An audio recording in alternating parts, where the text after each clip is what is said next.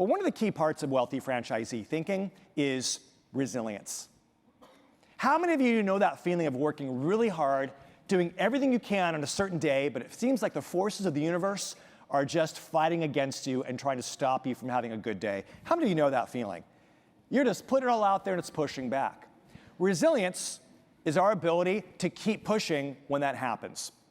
And I understand the last 2 years for you have been difficult, that the pandemic has done a number, and the inflation, the cost of goods, supply chain, finding employees.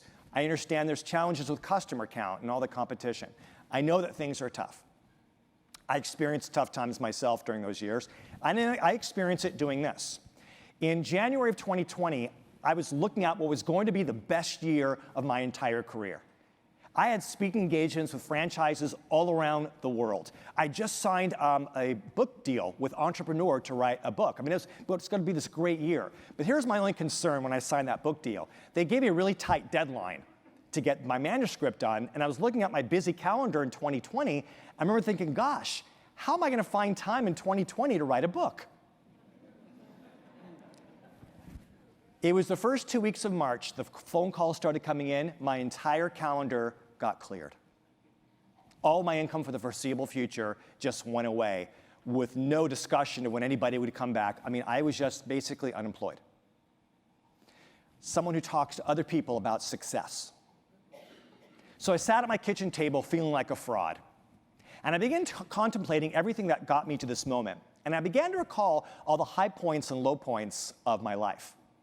The high points included wonderful things like graduating college and getting into film school, getting engaged to be married, starting my first business.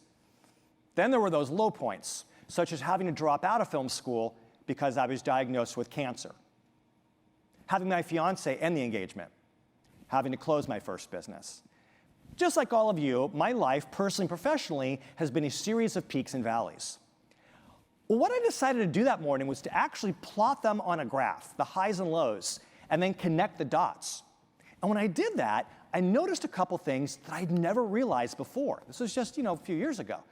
The first thing I noticed is that after every one of those lowest lows, there always immediately followed a highest high, every time. The second thing I noticed is that every one of those highest highs was actually caused by the lowest low.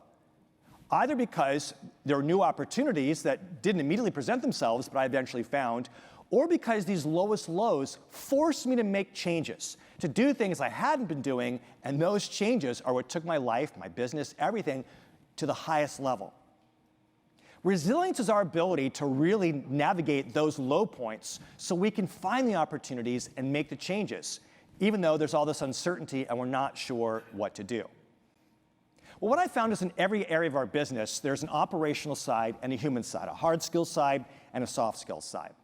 The hard skills side, when we have any kind of problem, is problem solving itself. So for many of you right now, you're trying to figure out customer count, or you're trying to figure out what to do to find more employees, right? It's very stressful. So we're asking questions, we're experimenting, trying things to solve the problem. That's about dealing with our circumstances. But there's always a human side to it as well, a soft skills side, and that's coping.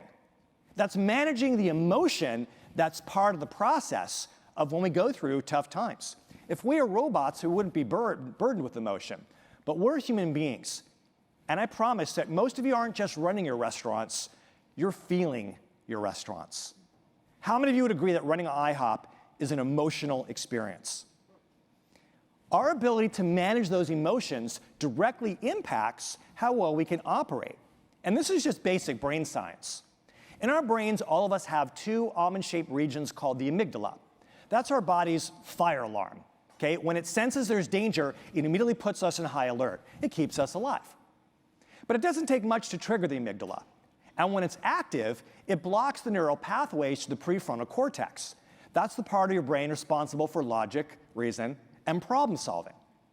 What it means is that when we're freaking out about our business, when we're angry and we're upset, we're scared, we're nervous, we can't access the part of our brain that exists to help us solve problems.